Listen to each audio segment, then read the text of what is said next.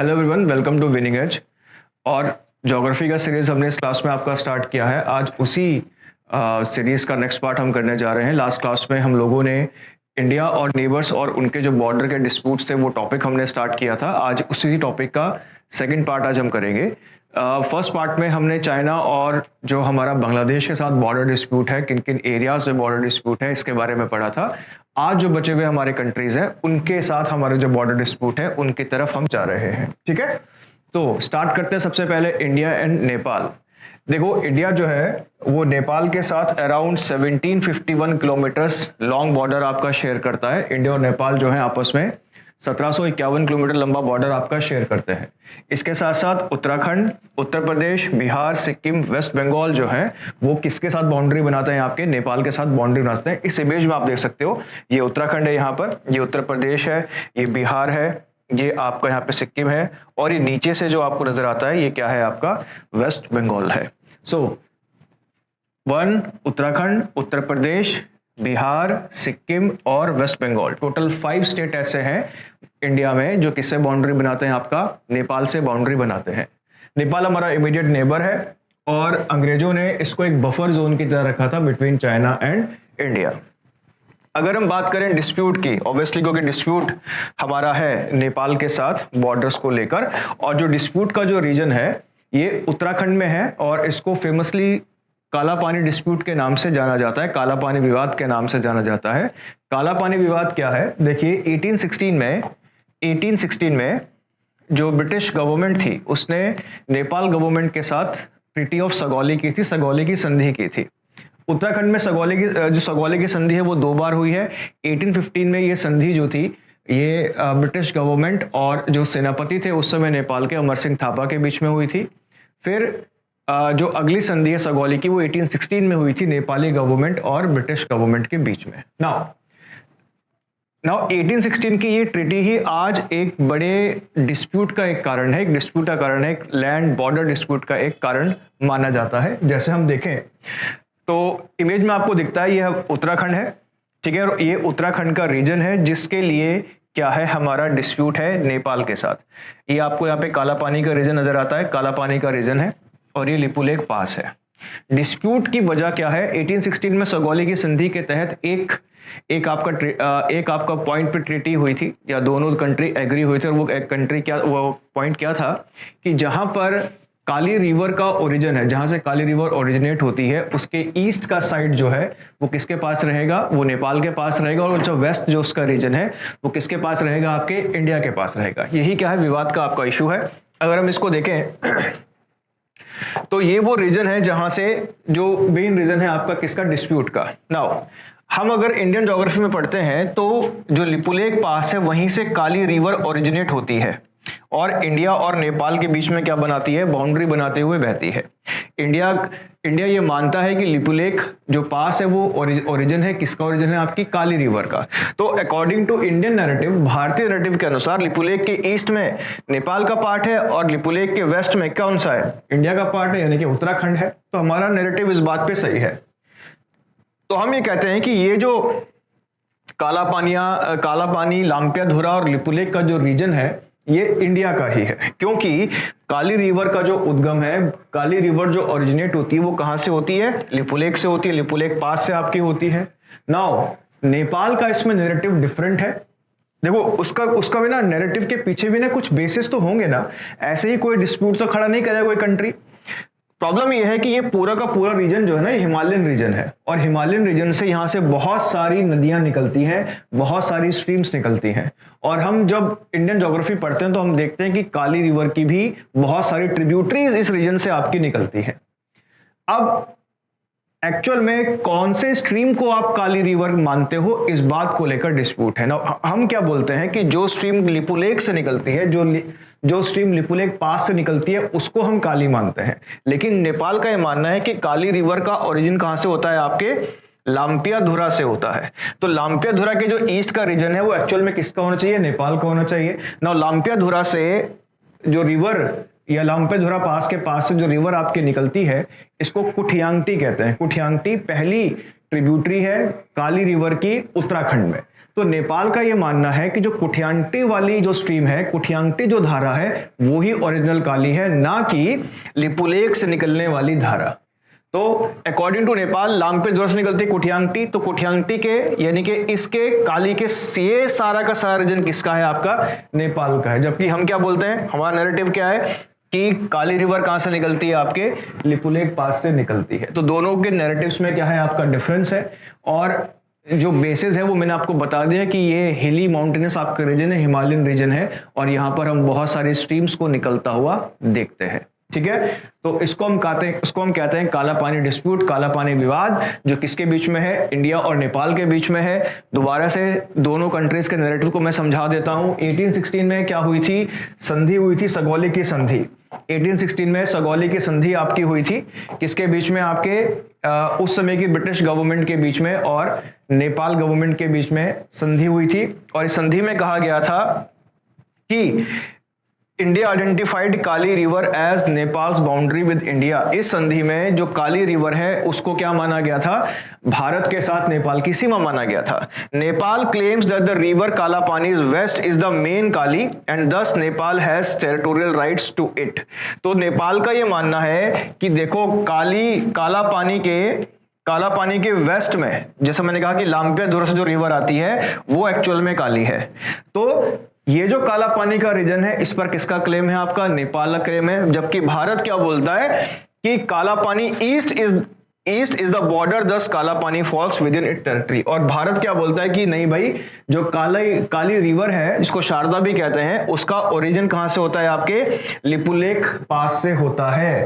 तो लिपुलेख के वेस्ट में पड़ने वाला रीजन, क्योंकि सगौली की ट्रीटी में क्या बोला है कि भैया कि जो काला पानी के ईस्ट में रहेगा, काला पानी के ईस्ट में नेपाल, और काली रिवर के ओरिजिन के ईस्ट में नेपाल, और काली रिवर के वेस्ट में कौन? इंडिया। और इंडिया क्या बोलता है कि काली रिवर कहां से निकलती है? लिपुलेख से।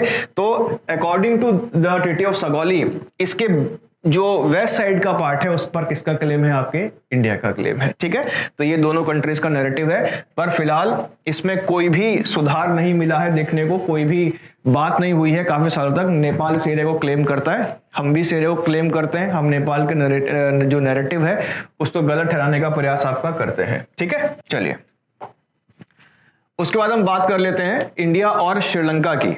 देखिए, इंडिया और श्रीलंका के बीच में मैरीटाइम एग्रीमेंट आपके हुए थे।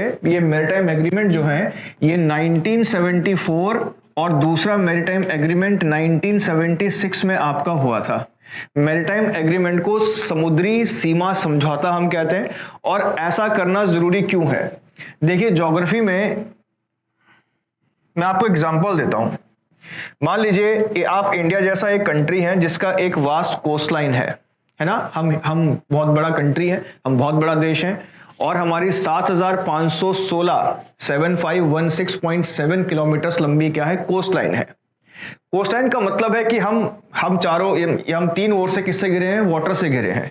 तो कहां तक का वाटर किसी कंट्री का होता है? कहां तक की कोस्ट किसी कंट्री की होती है? इसके लिए जो रूल्स बनाए गए हैं उसकी जो ट्रीटी है उसको कहते हैं UNCLOS. United Nation Convention on the laws of sea इसको कहा जाता है। क्या कहते हैं? United Nations Convention on the laws of sea. और अनक्लॉज के तहत किसी भी कंट्री का समुद्र कोस्टलाइन कितना किलोमीटर तक फैला हो सकता है, यह डिसाइड किया जाता है। और अकॉर्डिंग टू अनक्लॉज एक कंट्री के 3 ओशन माने जाते हैं। पहला होता है 12 नॉटिकल मील तक का रीजन, जिसको हम कहते हैं टेरिटोरियल सी। टेरिटोरियल सी यानी कि प्रादेशिक सागर।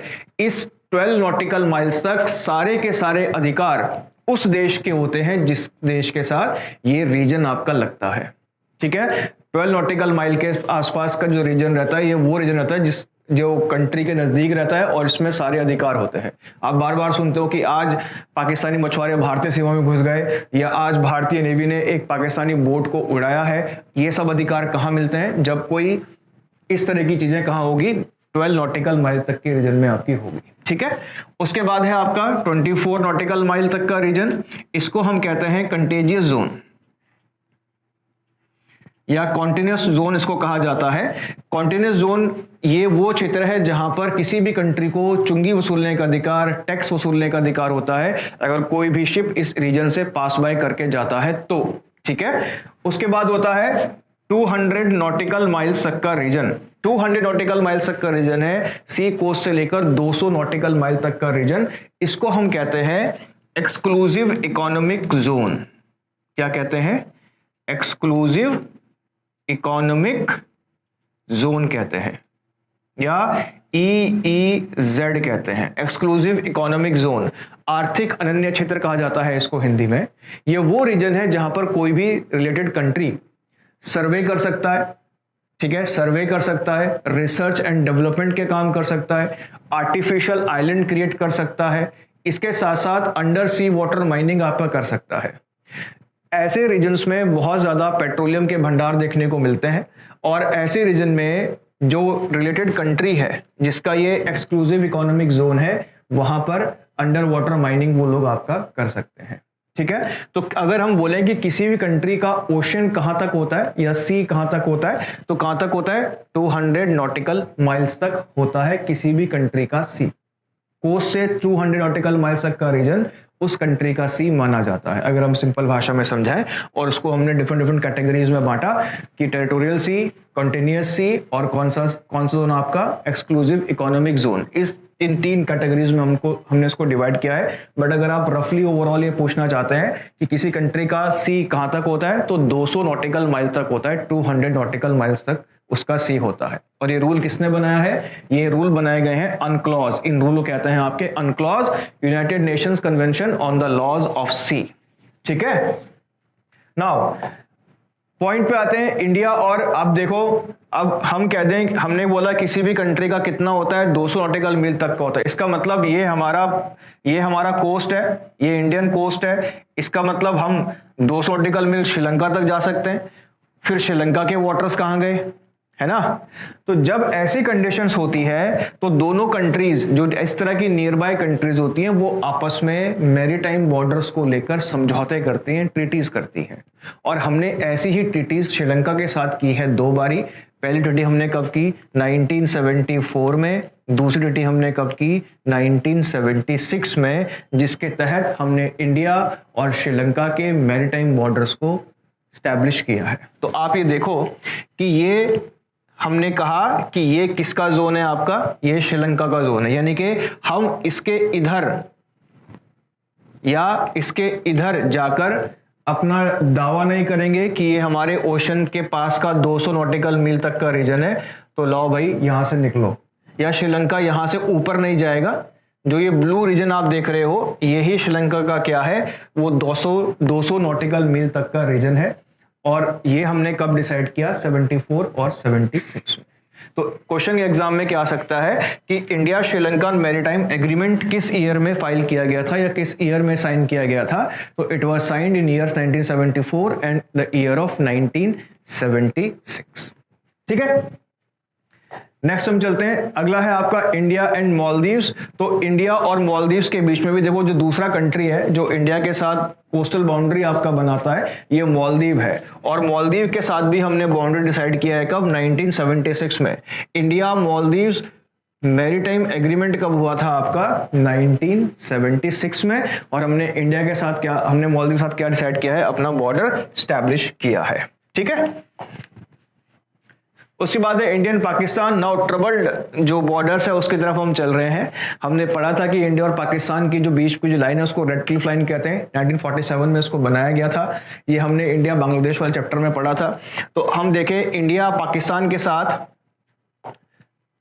3323 किलोमीटर लंबा आपका बॉर्डर शेयर करता है। ठीक है, और ये जो बॉर्डर है क्या कहलाता है आपका? रेड क्लिफ लाइन आपका कहलाता है। अगर हम बात करें कि कौन कौन से स्टेट्स पाकिस्तान के साथ सीमा बनाते हैं, तो स्टेट ऑफ पंजाब, ठीक है, ये पंजाब स्टेट है। उसके बाद है स्टेट ऑफ राजस्थान, ये राजस्थान स्टेट है। ये गुजरात स्टेट है नीचे, ठीक है। UTs of Jammu and Kashmir और लद्दाख क्या बनाते हैं, आपके पाकिस्तान के साथ बॉर्डर क्रिएट करते हैं। कितना लंबा बॉर्डर है, 3323 किलोमीटर लंबा आपका बॉर्डर है। और 1 2 3 स्टेट्स और 2 यूटीज जो है पाकिस्तान के साथ क्या बनाते हैं, आपके बॉर्डर क्रिएट करते हैं। ठीक है, अगर हम बात करें डिस्प्यूट्स की, तो डिस्प्यूट जो है पाकिस्तान के साथ along the Jammu Kashmir border हमारा डिस्प्यूट है। ये पाकिस्तान ऑक्यूपाइड कश्मीर है। 1947 में ये हिस्सा जो था आपके पाकिस्तान ने कैप्चर किया था जबरदस्ती। उस समय के जो महाराजा थे जम्मू कश्मीर के, उससे ये हिस्सा आपका ले लिया था। इस लाइन को हम LOC कहते हैं, लाइन ऑफ कंट्रोल कहते हैं, क्योंकि ये वो रीजन है, ये वो लाइन है जहां तक इंडियन आर्मी ने पाकिस्तानी फोर्सेस को पीछे खदेड़ दिया था। उसके बाद नेहरू जो थे इस मामले को लेकर UN में आपके चले गए, और UN हम कह सकते हैं कि उस समय सपोर्ट करता था पाकिस्तान को, क्योंकि जो ग्रुप था UN में वो पाकिस्तान को ज्यादा फेवर करते थे कंपेयरिंग टू इंडिया। तो उन्होंने क्या करा दिया, सीज फायर करा दिया। सीज फायर के बाद जो जहां था वहीं पर आपका रह गया, और ये इशू आज भी अनरिजॉल्व है। इसीलिए जब आप देखते हो ना बच्चों कि पाकिस्तान बार बार ये बोलता है कि भाई ये मुद्दा सुलझा लो, हम UN को बिठा लेते हैं, और इंडिया क्या बोलता है कि भाई ये हमारा आपस का मुद्दा है, हम आपस में बात करेंगे।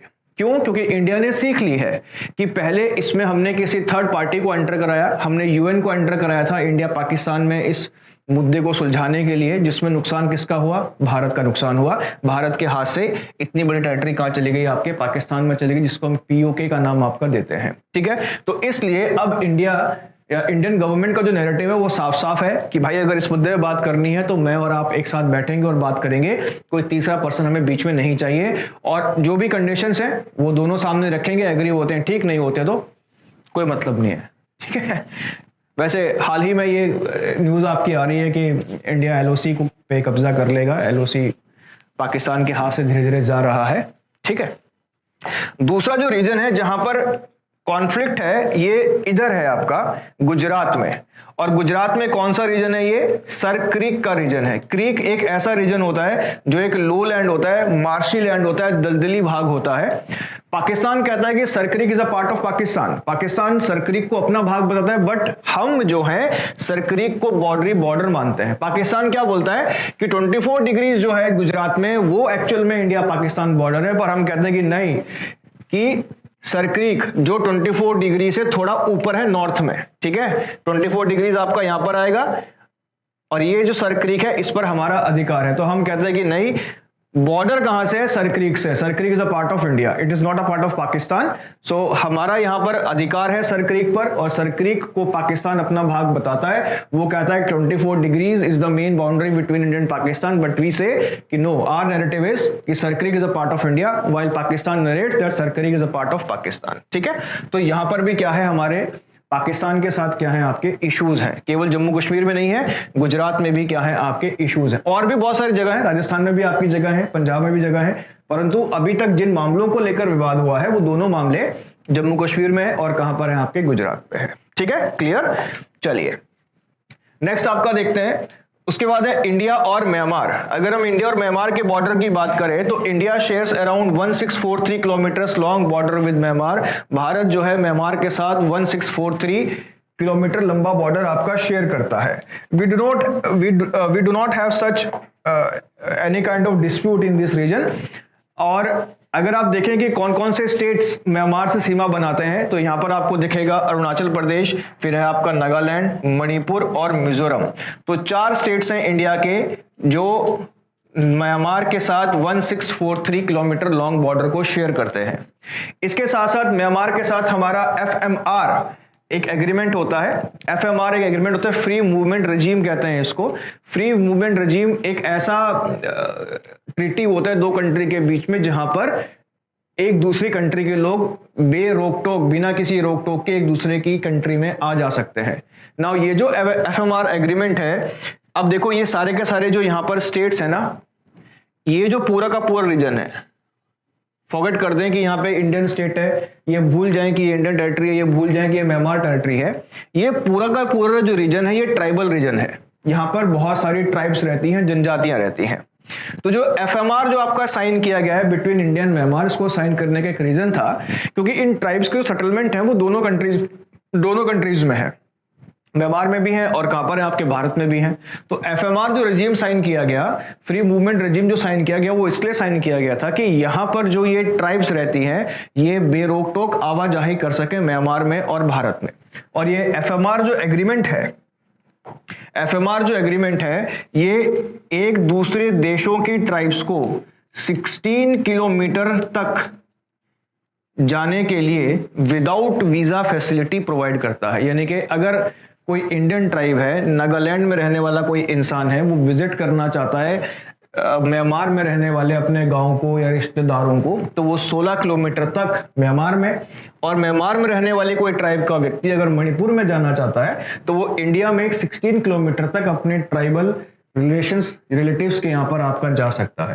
तो ऐसे आने जाने के लिए किसी भी तरह के वीजा की आवश्यकता नहीं है। यही हमारा फ्री मूवमेंट रेजिम है जो हमने किसके साथ साइन किया है, आपके म्यांमार के साथ साइन किया है। हालांकि हम ये देखें कि गवर्नमेंट जो है अपना स्टांस बदलना चाहती है, government wants to remove this FMR। उसका रीजन ये है कि आप जानते हैं कि म्यांमार में टाइम पे तख्ता पलट होता रहता है। वहाँ पे जो आपकी आर्मी है वो इस समय रूल चला रही है। उन्होंने जो डेमोक्रेसी है उसको हटा के एक आर्मी रूल स्टैब्लिश किया है म्यांमार के अंदर।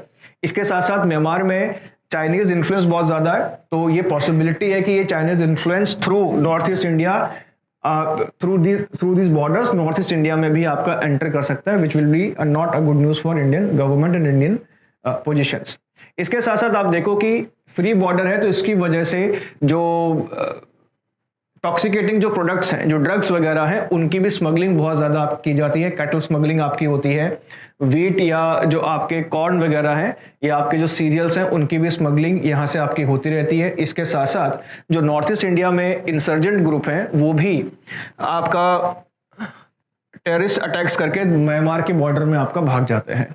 तो ये फ्री मूवमेंट रजीम है, इसको इंडिया कंसिडर कर रहा है हटाने का, लेकिन इंडिया के सामने बहुत सारे चैलेंजेस भी हैं और मैं इसको समझाना चाहता हूं आपको, क्योंकि ये एक राइजिंग कंसर्न है, राइजिंग क्वेश्चन है।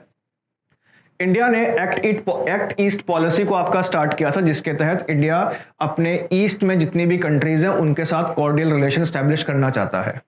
कॉर्डियल रिलेशन का मतलब है कि इन एरिया में इंडिया की प्रेजेंस को हम बढ़ाना चाहते हैं, इंडिया अपनी प्रेजेंस को बढ़ाना चाहता है और म्यांमार को इंडिया देखता है as a gateway to South East Asia. जो आसियान कंट्रीज हैं, जो बड़ी बड़ी इकोनॉमीज हैं साउथ ईस्ट एशिया की, जैसे आपका मलेशिया हो गया, सिंगापुर आपका हो गया, इंडोनेशिया आपका हो गया, उसमें हम अपना प्रभाव जिताना स्टैब्लिश करना चाहते हैं जहां पर चीन का प्रभाव ज्यादा है। तो म्यांमार को देखा जाता है गेटवे की तरह इन एशियन कंट्रीज में। लेकिन जो इस तरह की सिचुएशंस क्रिएट हो रही हैं along with the border, India is considering to suspend this FMR agreement with Myanmar government. तो म्यांमार इंपॉर्टेंट भी है, साथ के साथ ये अपने साथ कुछ इम्प्लीकेशंस भी आपका लेकर आता है। ठीक है, तो ये क्या है आपका स्टेटस है। दूसरा जो आपका फ्रेंडली कंट्री है इंडिया का, इंडिया के नॉर्थ ईस्ट में ये आपका भूटान है। भूटान के साथ इंडिया 699 किलोमीटर लंबा बॉर्डर शेयर करता है और भूटान से लगने वाले स्टेट्स कौन कौन से हैं? पहला हो गया सिक्किम, दूसरा हो गया अरुणाचल प्रदेश, तीसरा हो गया असम और चौथा हो गया वेस्ट बंगाल। ठीक है, भूटान से लगने वाले स्टेट्स कितने हैं आपके? 4 स्टेट्स भूटान के साथ बाउंड्री शेयर करते हैं। वो कौन कौन से स्टेट हैं? पहला स्टेट है आपका सिक्किम, दूसरा स्टेट है आपका अरुणाचल प्रदेश, तीसरा स्टेट है आपका असम और चौथा स्टेट है आपका वेस्ट बंगाल। ठीक है, जहां तक हम कॉन्फ्लिक्ट की बात करें, डिस्प्यूट की बात करें, so we do not have any kind of boundary dispute with Bhutan, even though Bhutan is the most friendliest nation of India. और इसको समझा जा सकता है कि हमने फ्रेंडशिप ट्रीटी की है भूटान के साथ। ठीक है, इंडिया भूटान ट्रीटी जो है, ये बहुत सारे एग्रीमेंट जो साइन किए गए थे, पहले ट्रीटी कब साइन की गई थी? 1949 में, और उसको रिन्यू कब किया हमने? 2007 में हमने इस ट्रीटी को रिन्यू किया था। कुछ शर्तें देख लेते हैं इसकी।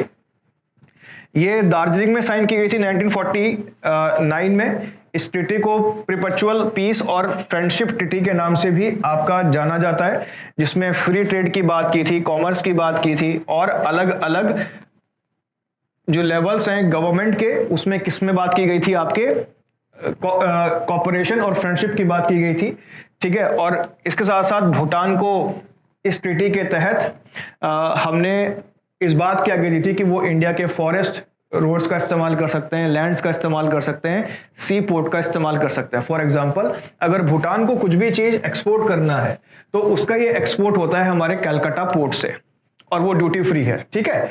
Guarantee that India would not interfere in Bhutan internal administration. India किसी भी कंडीशन में भूटान के इंटरनल एडमिनिस्ट्रेशन में क्या नहीं करेगा, इंटरफेयर नहीं करेगा। 2007 में क्या हुआ था, इस ट्रीटी को रिन्यू किया गया, ठीक है, और दोबारा से हमने इस ट्रीटी के साथ भूटान के साथ अपने कॉर्डियल रिलेशन रखने के वादे को दोहराया है। और हाल ही में हमने देखा कि यूएन में भूटान के जो आपके लीडर हैं, उन्होंने अपना भाषण आपका दिया था, और उन्होंने भूटान ने भारत के यूएनएससी में, यूनाइटेड नेशन सिक्योरिटी काउंसिल इसको कहते हैं, जिसमें 5 परमानेंट आपके मेंबर हैं। इंडिया इस यूएनएससी काउंसिल का मेंबर बनना चाहता है, और इंडिया बात करता है कि इस यूनाइटेड नेशन सिक्योरिटी काउंसिल में, यूनाइटेड नेशन सुरक्षा परिषद में कुछ बदलाव होने चाहिए। 5 मेंबर्स के अलावा और भी मेंबर्स को इसमें जोड़ा जाना चाहिए। तो भूटान ने इंडिया की इस डिमांड का समर्थन किया है ओपनली। सो भूटान ने इस बारे में कहा है कि India should become a member of UNSC. So आप समझ सकते हैं कि हमारे बहुत अच्छे रिलेशंस हैं भूटान के साथ, ठीक है। सो ये था आपका आज का टॉपिक, जिसमें आधा टॉपिक हम इसका फर्स्ट पार्ट में कर चुके हैं, और जो 3-4 कंट्रीज आपकी बची हुई थी उसको हमने आज कवर किया। नेपाल के साथ काला पानी, पाकिस्तान के साथ हमारा एलओसी, और गुजरात में आपके सर्किट का आपका विवाद है। अगर हम बात करें म्यांमार की, तो म्यांमार के साथ हमारा कोई विवाद नहीं है। उसके उल्टा हमने उनके साथ एफएमआर साइन किया हुआ है, जो फ्री मूवमेंट की इजाज़त देता है इंडिया और म्यांमार में रहने वाली ट्राइब्स को। उसका हमने भूटान के साथ भूटान के बारे में पढ़ा। भूटान के साथ हमारा ऐसा कोई भी आपका डिस्प्यूट आपका नहीं है, even though we have friendly ties with Bhutan from the very start of our journey as a nation, ठीक है। सो उम्मीद करते हैं आज का टॉपिक आपको समझ में आया होगा। इसी तरह के और टॉपिक्स के लिए जुड़े रहिए हमारे साथ द विनिंग एज पे। Thank you everyone.